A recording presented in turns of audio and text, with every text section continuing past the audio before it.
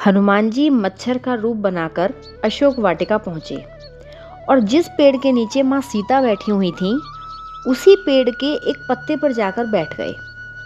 उन्होंने मन ही मन माता सीता को प्रणाम किया। हनुमान जी ने देखा कि सीता जी बहुत कमजोर हो गई हैं। उनके सिर के बालों की जटा बन गई हैं और बस राम नाम ही रटे जा रही हैं। माँ जानकी को दुखी देखकर हनुमान जी बहुत दुखी हो गए और पेड़ के पत्ते पर बैठे बैठे ये सोचने लगे कि मैं माँ का दुख कैसे दूर करूं। यही सब सोचते सोचते सुबह हो गई। उसी समय बहुत सारी राक्षसियों के साथ रावण बहुत सज धज कर वहां पर आ गया।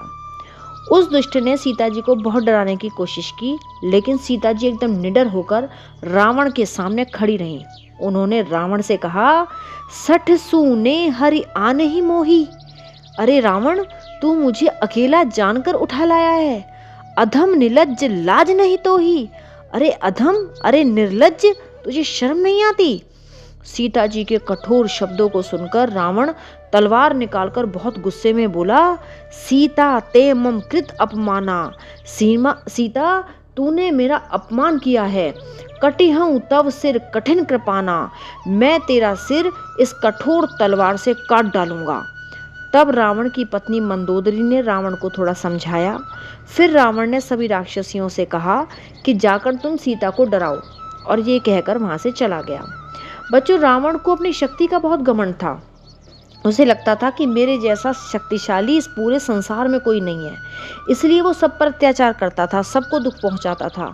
और उसने सबसे गलत काम तो ये किया कि वो एक स्त्री को उठा लाया और उस पर अत्याचार करने लगा, और ऐसा करके वो अपने आप को बहुत शक्तिशाली समझ रहा था।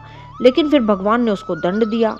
तो अगर हमारे पास शक्ति है तो हम तभी वीर कहलाएंगे जब उस शक्ति को हम अच्छे कामों में यूज़ करेंगे।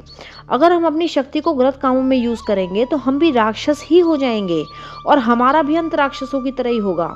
जैसे आपने देखा होगा कि इंसान के पास जब पैसे की शक्ति आ जाती है तो वो क्या करता है, वो घर में एसी लगा लेता है। एसी का यूज़ करके इंसान प्रकृति को तो बहुत ज़्यादा नुकसान पहुंचा ही रहा है, साथ ही अपने और अपने परिवार के शरीरों को भी खराब कर रहा है। जब एसी की लत लग जाती है ना, तो वो उसके बिना फिर रह ही नहीं पाता। इससे उसका मन कमज़ोर होता चला जाता है। लेकिन बच्चों, प्रकृति की भलाई के लिए, अपने शरीर की भलाई के लिए हमें एसी का यूज़ नहीं करना चाहिए।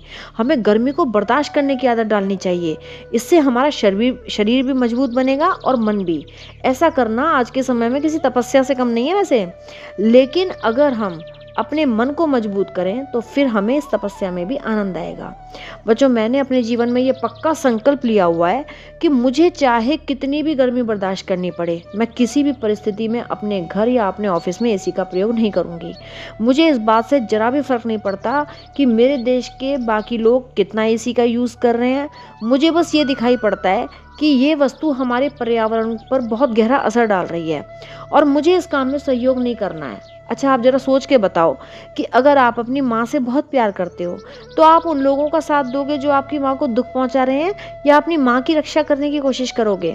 बच्चों, प्रभु की बनाई हुई इस प्रकृति का ध्यान रखना, प्रभु ने हमें जो इतना मजबूत शरीर दिया है उसका ध्यान रखना भी प्रभु की भक्ति करना ही है, क्योंकि इस प्रकृति से ही हम बने हैं। अगर ये प्रकृति साफ है, शुद्ध है, तो हम भी साफ शुद्ध बने रहेंगे, और अगर प्रकृति को हमने खराब किया तो हम भी खराब होने लगेंगे। मिट्टी उड़होना, मिट्टी बिछौना, मिट्टी दाना पानी है, मिट्टी है तन बदन हमारा, सो सब ठीक कहानी है। इसलिए बच्चों, जितना हम अपने पैसे की शक्ति का या शरीर की शक्ति का गलत यूज़ करेंगे, उतना हम अपने विनाश की ओर चल देंगे।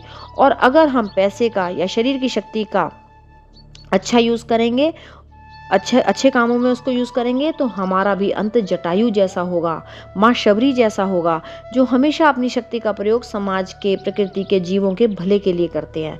फिर भगवान उसे और शक्तिशाली बना देते हैं और अंत में वो हमारी आत्मा को स्वयं में मिला लेते हैं।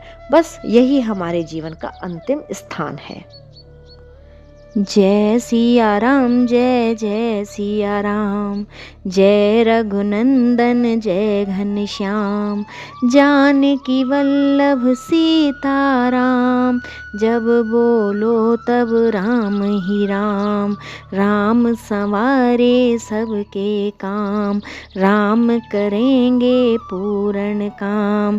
जय सिया राम जय जय सिया राम, जय सिया राम जय जय हनुमान।